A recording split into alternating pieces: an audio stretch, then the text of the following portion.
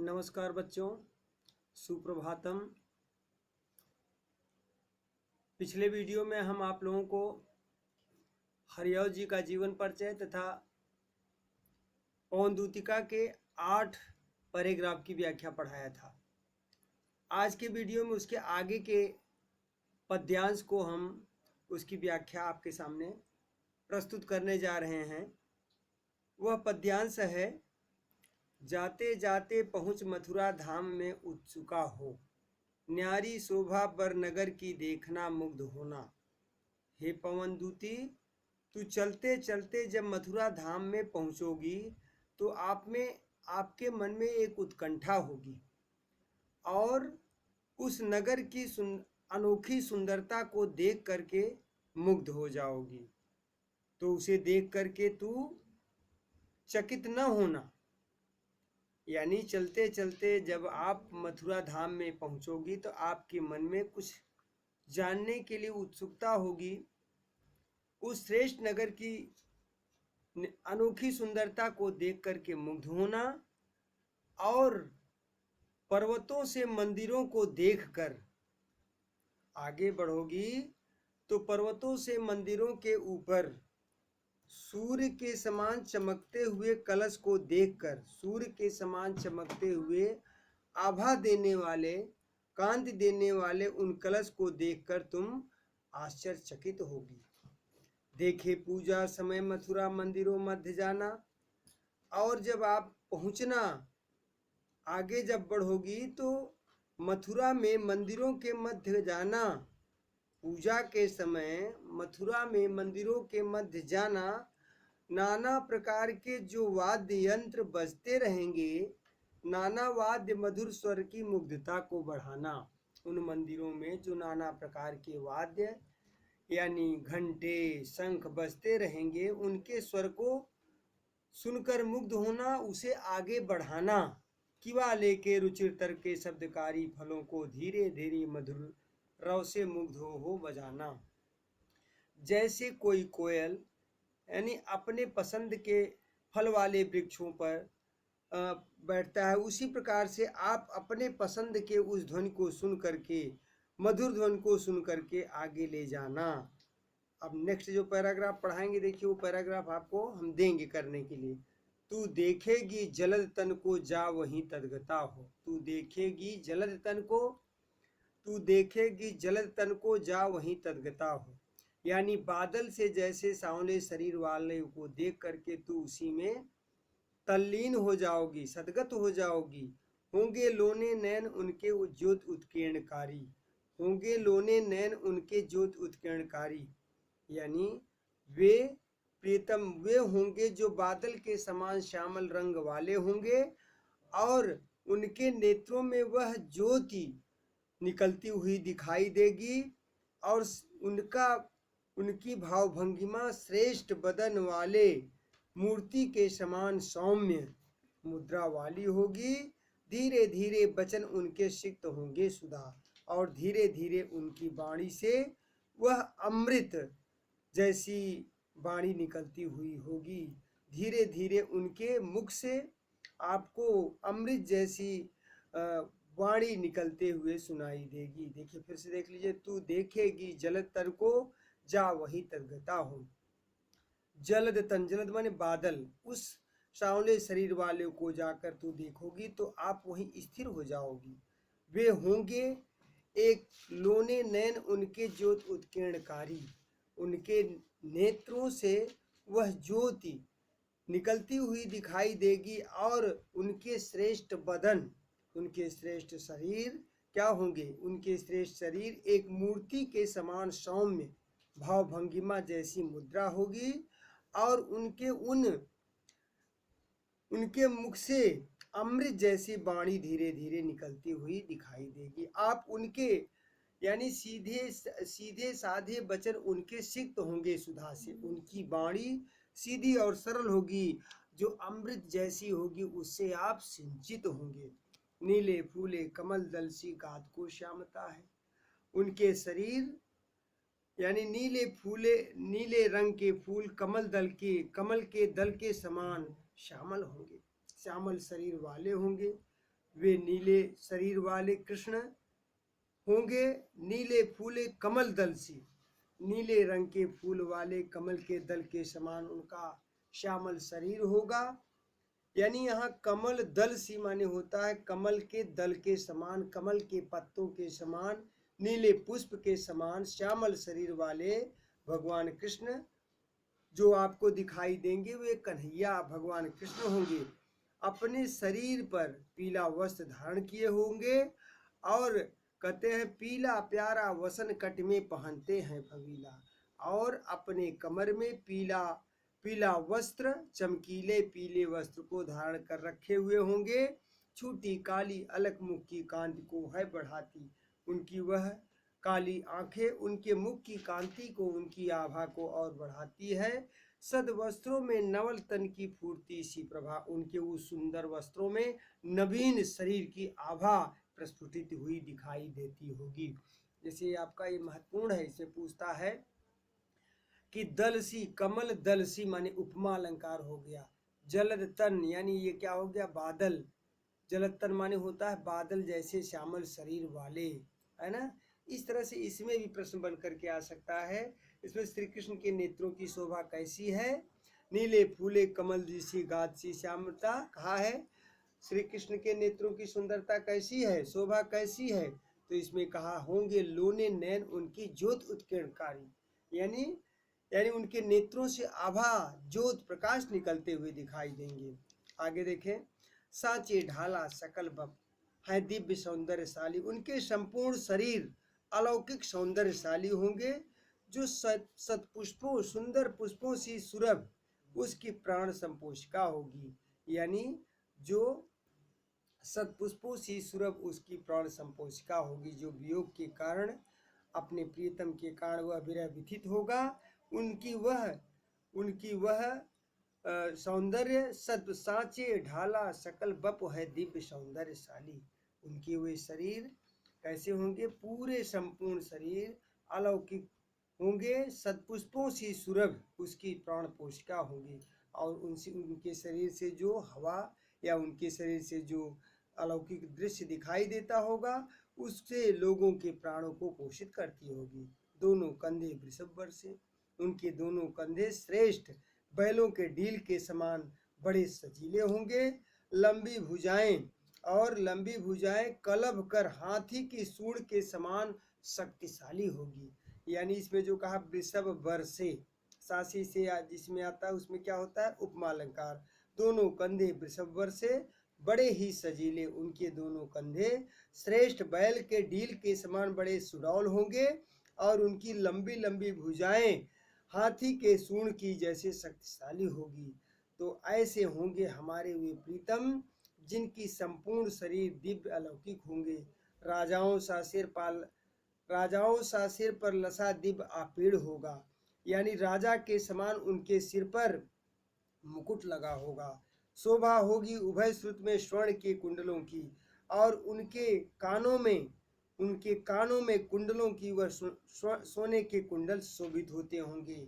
नाना रत्ना कलित भुज में मंजु केयूर होंगे, नाना प्रकार के रत्नों से जड़ित बाजू बंद होंगे, उनके नाना रत्ना कलित भुज में मंज केयूर होंगे।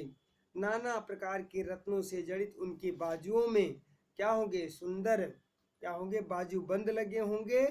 मोती माला लसित, इसमें कहा गया नाना रत्ना कलित, नाना प्रकार के रत्नों से जड़ित भुजा में मंजु केयूर, केयूर माने बाजू बंद जिसे कहते हैं, वह बाजू बंद लगे होंगे।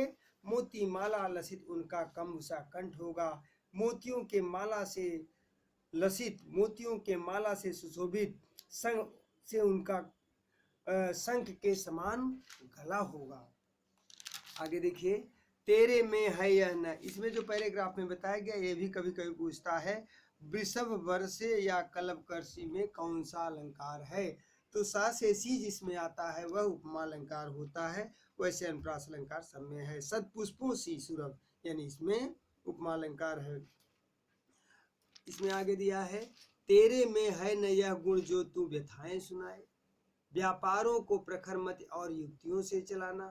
हे पवनदूती, तेरे में यह गुण नहीं है कि तुम जाकर के ये सारी कथा उन्हें सुनाएं और अपने तीव्र बुद्धि से व्यापारों को प्रखर मत और युक्तियों से चलाना। यानी अपने तीव्र बुद्धि से ये सारी कथा जो है किसी प्रकार उपाय ढूंढ करके उनके सामने प्रस्तुत करना। व्यापारों माने जो सारी बातें आपको बता रहे हैं अपने तीव्र बुद्धि से और कोई उपाय से उनके समक्ष प्रस्तुत करना। बैठे जो हो निज सदन में मेघ सी कांति वाले, जो उस मंदिर में बादल के समान कांति वाले मूर्ति दिखाई पड़े, उन चित्रों को इस भवन के ध्यान से देख लेना। ऐसे चित्रों को जो बादल जैसे कांति वाले श्यामल शरीर वाले हों, उन मंदिरों में लगे हुए उन चित्रों को ध्यान से देखना। जो चित्रों में विरह विथुरा का मिले चित्र कोई, अगर उन चित्रों में कोई विरह से दुखित दिखाई दे तो जाके निकट उनको भाव से हिलाना। यानी मंदिर में लगे हुए उन चित्रों पर ध्यान देना कि जो विरह के कारण दुखी हो, तो उन्हीं ऐसे चित्रों को जाकर के आप धीरे से हिला देना। प्यारे हो के चकित जिससे चित्र की ओर देखे, जिससे वे प्यारे भगवान कृष्ण ध्यान पूर्वक उस चित्र को देखें। आशा है यह सूरत उनकी हो सकेगी हमारी। इसमें मुझे पूरा विश्वास है कि जब इस प्रकार के चित्रों को जाकर के अपने धीरे से वायु के माध्यम से उसे हिलाओगी तो निश्चित रूप से उन्हें मेरी याद आएगी। जो कोई भी इस सदन में चित्र उद्यान का हो, अगर उस मंदिर में कोई, उस सदन में, उस घर में अगर कोई इस प्रकार का चित्र दिखाई दे जिसमें एक बगीचे का वर्णन किया गया हो, अहो प्राणी विपुल उसमें घूमता बावले से, और उसमें कोई प्राणी व्याकुल होकर के घूमते हुए दिखाई दे तो जाके सन्निकट उसके और हिला के उसे भी, तो उसके निकट जाकर के उस मूर्ति को, उस चित्र को हिला देना। देवात्मा को सूरत ब्रज के व्याकुलों को कराना। उस देवात्मा की याद ब्रज में जो व्याकुल होंगे उन्हीं के माध्यम से उन्हें याद दिलाना। कोई प्यारा कुसुम कुम्हला गे में जो पड़ा हो। आगे क्या कहते हैं अभी बहुत महत्वपूर्ण है। ये सब पैराग्राफ जो महत्वपूर्ण बता रहे हैं वो पैराग्राफ आपको करने के लिए दिए जाएंगे।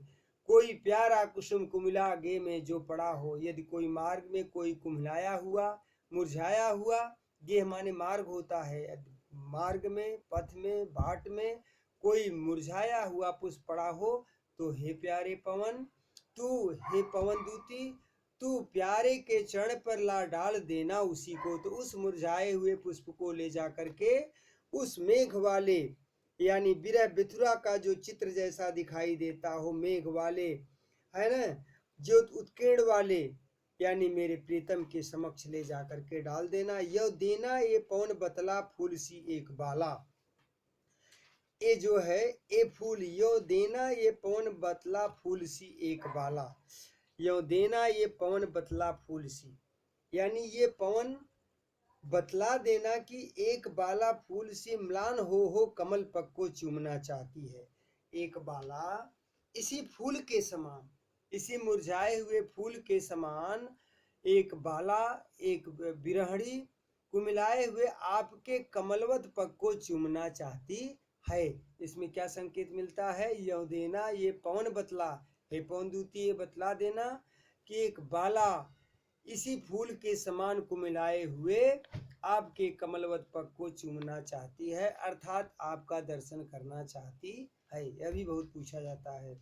इसमें पूछा गया है कमल पग को चूमना, कमल पग रूपक अलंकार। कोई प्यारा कुसुम कुमिला गे में जो पड़ा हो, मार्ग में क्या पड़ा हुआ है या किसके माध्यम से राधिका जी भगवान कृष्ण को अपनी ओर ध्यान आकर्षित कराना चाहती है? उस फूल सी मुरझाए हुए फूल के माध्यम से, जो प्यारे मंज उपवन या वाटिका में खड़े हो, जो प्यारे यानी जो प्रीतम प्यारे पवित्र उपवन या वाटिका में खड़े हुए दिखाई दे, और कौन जो छिद्रों में जा क्वड़ित करना बेड़सा कीचकों को, यानी छिद्रों में अपने अंगुलियों को दबाते हुए बांसुरी, क्वड़ित माने छिद्रों में जो क्वड़ित करना, यानी छिद्रों में जो अपनी अंगुलियों को बजाते हुए दिखाई दें, यानी छिद्रों पर यानी उस बांसुरी पर अपने अंगुलियों को रखते हुए दिखाई दें, हैं, यह होगी सूरत उनको सर्व गोपांगना को। तो वे प्रीतम प्यारे जो पवित्र उपवन या वाटिका में खड़े हुए होंगे या उपवन में बंसी बजाते हुए जो खड़े हुए दिखाई दें, तो उन्हें निश्चित रूप से आपके जाने के बाद होंगे सूरत उनको सर्व गोपांगना की जो है बंसी श्रवण रुचि से दीर्घ उत्कंठ होती।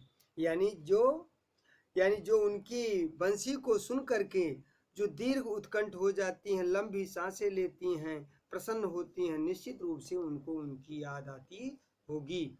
लाके फूले कमल दल को श्याम के सामने ही थोड़ा थोड़ा विपुल जल में व्यग्र हो डुबाना। लाके फूले कमल दल के श्याम के सामने, उस फूल को, कमल के दल को, कमल के पुष्प को श्याम के सामने लाकर छोड़ना, जो थोड़ा थोड़ा विपुल जल में व्यग्र हो डूबना। ऐसे पुष्पों को उनके सम्मुख रखना जो कमल का दल थोड़ा थोड़ा वह जल में डूबता हुआ दिखाई दे, थोड़ा थोड़ा विपुल जल में, यानी ढेर सारे जल में थोड़ा थोड़ा सा वह कमल का दल डूबता हुआ दिखाई दे, यानी थोड़ा थोड़ा विपुल जल में व्यग्र हो डुबाना। ला के फूले कमल दल को श्याम के सामने, उस कमल के दल को भगवान, ऐसे पुष्प को जो ढेर सारे जल में थोड़ा थोड़ा उस कमल का दल डूबता हुआ दिखाई दे, उसे ला करके उनके सामने रखना। यह देना ये भगनी जतला एक अम्भोज नेत्रा, उन्हें बता देना हे पवन दूती कि आंखों को हो विरह बिथुरा वार में बोरती, आंखों को हो विरह बिथुरा वार में बोरती। वे उनके नेत्रों में इसी तरह से वह व्याकुल भरे नेत्रों में आंसू भर जाती होगी। विरह बिथुरा माने वियोग से दुखिता, वियोग से आंखों को ही विरह बिथुरा वार में बोरती, यानी वह वियोग से दुखिता भी इसी तरह से अपने आंखों में अश्रुजल को बोरती होगी। जैसे ला के फूले कमल दल को श्याम के सामने थोड़ा थोड़ा विपुल जल में व्यग्र हो डुबाना, व्याकुल होकर के उस ढेर सारे जल में उस कमल दल को धीरे धीरे डुबाना, और या देना भगनी जतला अम्भोज नेत्रा को, यानी जिससे यह उन्हें ये लगे कि वह विरह से व्यथित राधिका जी जो है वियोग से दुखता अपने आंखों में इसी तरह से वारी को, यानी हवा को, यानी आंसू को बोलती होंगी। धीरे धीरे लाना, अगला देखिए, धीरे लाना वहन करके नीप का पुष्प कोई, हे दूती धीरे से कदम, नीप माने होता है कदम, यहाँ नीप शब्द दिया है, नीप का अर्थ होता है कदम। धीरे लाना वहन करके, हे पवन दूती धीरे से कदम के पुष्प को लाना, उठा करके धीरे लाना वहन कर, अपने वायु के माध्यम से कदम के पुष्प को लाना। यदि धीरे लाना वहन करके नीप का पुष्प कोई, अगर कोई कदम का पुष्प धीरे से ढोकर लाना और प्यारे के चपल दृग के सामने डाल देना। उस प्रीतम प्यारे जिनके नेत्र हमेशा चंचल रहते हैं, उनके चंचल नेत्रों के सामने लाकर डाल देना। ऐसे देना प्रकट दिखला नित आशंकिता हो, उसे इस प्रकार से दिखाना जैसे उनके मन में एक आशंका आशंकिता हो, यानी आश्चर्यचकित हो जाए। कैसी होती विरह बस में नित्य रोमांचित, कैसे कि विरह के बस में होकर के हमेशा वह रोमांचित होती होगी। धीरे लाना वहन कर, देखिए इसमें बताया गया है कि धीरे लाना वहन कर, यानी राधिका पवन को मुख्य रूप से क्या राधिका पवन दूती से श्री कृष्ण के चंचल नेत्रों के सामने क्या डालने के लिए कहती है? श्री कृष्ण के विरह के चिंतित राधिका हृदय पेड़ के पत्ते की भांति कांपता रहता है, वही उसे डालने के लिए कहती है। पांचवा प्रश्न इसमें दिया है। चौथा, राधिका पवन दूतिका से श्री कृष्ण के चंचल नेत्रों के सामने कदम का पुष्प डालने के लिए कह रही है कि यो देना भगनी, उन्होंने कहा कि ऐसे देना प्रकट दिखला नित्य आशंकिता हो, कैसी होती विरह बस में नित्य रोमांचित, कैसे विरह से व्यथित होकर के वह रोमांचित होती होगी। तो आप उनके सामने उस कदम के पुष्पों को ला करके डालना, जिससे वह असंकित सशंकित होकर के रोमांचित हो जाए। बैठ नीचे जिस पिटप के श्याम होवे उसी का, कोई पत्ता निकट उनके नेत्र के लिए हिलाना। बैठ नीचे जिस बिटप के श्याम हुए उसी का, जिस वृक्ष के नीचे भगवान कृष्ण बैठे होंगे उसी वृक्ष के पत्ते को, यानी कोई पत्ता निकट उनके नेत्र के लिए हिलाना, यानी जिस वृक्ष के नीचे भगवान कृष्ण बैठे हों उन्हीं पत्तों को जो उनके सन्निकट हो धीरे से हिलाना।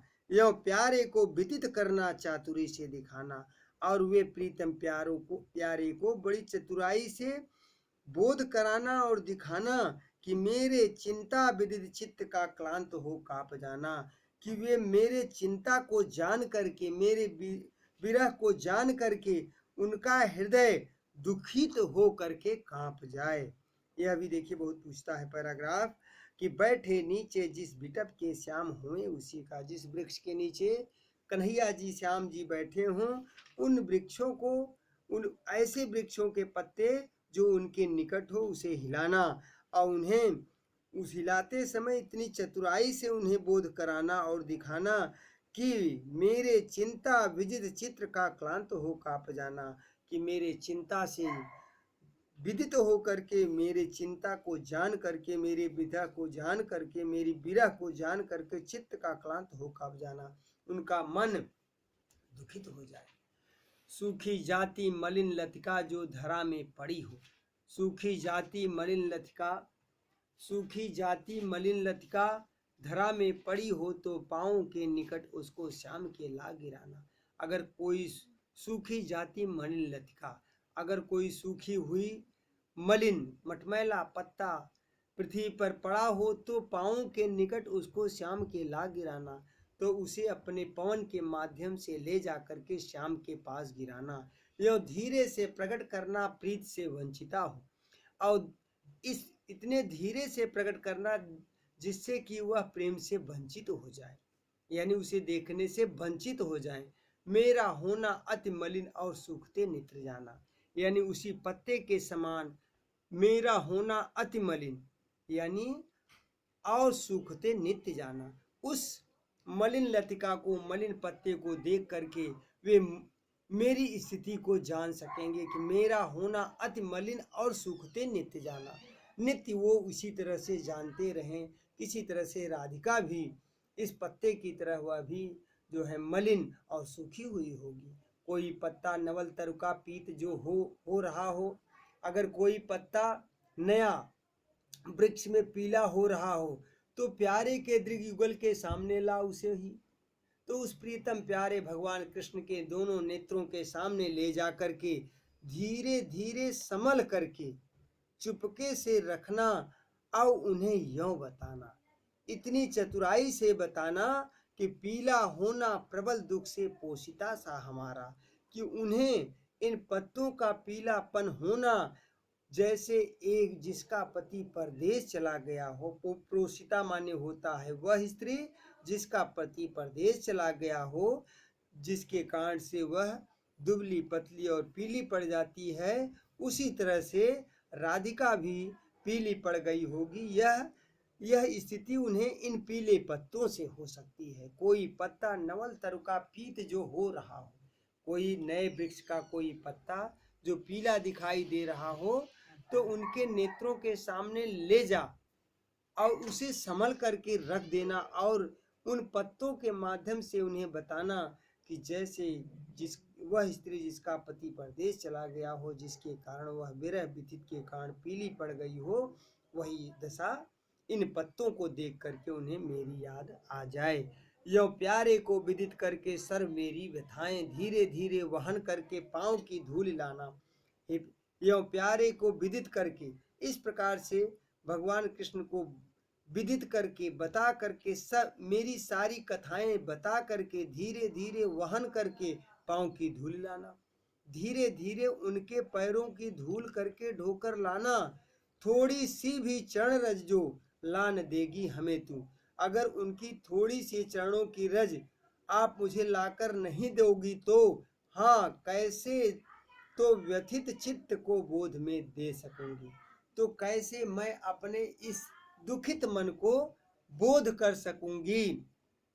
पूरी होवे न यदि तुझ में, पूरी होवे न यदि तुझसे अन्य बातें हमारी, तो तू मेरी विनय इतनी मान लो और चली जा कि जा तू छू के प्यारे कमल पग को प्यार के साथ आ जा।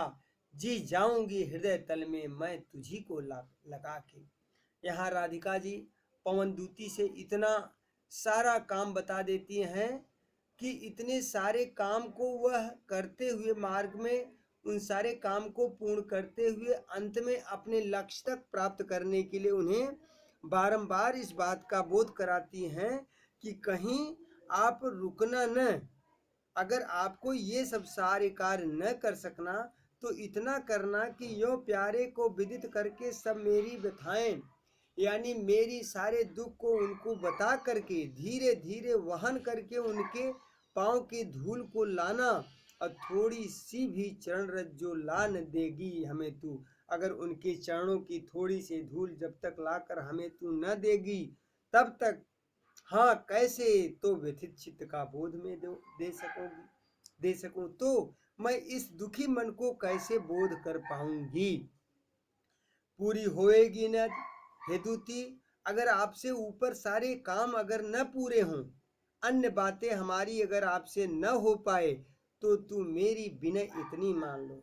मेरी आपसे एक ही प्रार्थना है कि तू जा करके उनके चरण कमल को छू के प्यारे कमल पग को, उस कमल व चरण को प्यारे के साथ आ जा। उनके कमल व चरण को छू करके प्यार के साथ स्नेह के साथ वापस आ जा। जी जाऊंगी हृदय तल में मैं तुझी को लगा के। यानी अंत में एकदम दुखित होकर के, थकित होकर के, यानी अधैर्य होकर के पवनदूती से निवेदन करती हैं, कहती हैं कि अगर सारे काम मेरे न कर सको तो इतना जाकर कर देना, उनके कमल व चरण को जाकर छूना और प्यार से आ करके आ जाना, जिससे मैं आपको हृदय लगा लूं और जी जाऊंगी हृदय तल में मैं तुझी को लगाकर, आपको हृदय में लगा करके ही मैं संतुष्टि प्राप्त कर लूंगी। तो ये जो आपको पवनदूतिका का 9 से बताया गया यहाँ तक, इसमें आपको 3-4 पैराग्राफ जो दिए जाएंगे, उसमें जो पैराग्राफ दिए जाएंगे उसमें 5 प्रश्न दिए रहते हैं। उन 5 प्रश्न को, जैसे ये मैंने अभी आप बताया, सूखी जाती मन लतिका जो धरा में पड़ी हो, है ना, कोई प्यारा कुसुम को मिला गे में, इस तरह के प्रश्न कई बार आए हैं। तो इन सब प्रश्नों को, या तू देखेगी जलतन की जो वही तदगता हो, या साचे ढाला सकल बपो है दिव्य सौंदर्यशाली, तो इन सबसे जो पैराग्राफ दिया गया उन पैराग्राफ के प्रश्नों को आपको छांटना है। इस तरह से सारे प्रश्न आपके बन गए हैं, सारे इसमें पैराग्राफ पढ़ा दिए गए हैं। तो पहला चैप्टर आपका आज पूरा हो गया है। नेक्स्ट डे पर आपको हम मैथिली शरणगुप्त पढ़ाएंगे, परंतु इन सब पैराग्राफ को करके इनका जीवन परिचय पढ़ करके, क्योंकि जब टेस्ट होगा तो इन्हीं में से एक पैराग्राफ को निश्चित दिया जाएगा। इस सप्ताह पढ़ा करके नेक्स्ट सप्ताह में आपका ताकि टेस्ट भी लिया जाए। तो आज का ये पैराग्राफ यानी जो प्री प्रवास में संकलित पवनदूतिका है, उसी से जो पैराग्राफ पढ़ाया गया वह आज पूर्ण हुआ। हम आपसे यही आशा करते हैं कि आपको मेरा वीडियो अच्छा लगा होगा। यदि अच्छा लगा हो तो उसे सब्सक्राइब करना और लाइक करना न भूलें। धन्यवाद।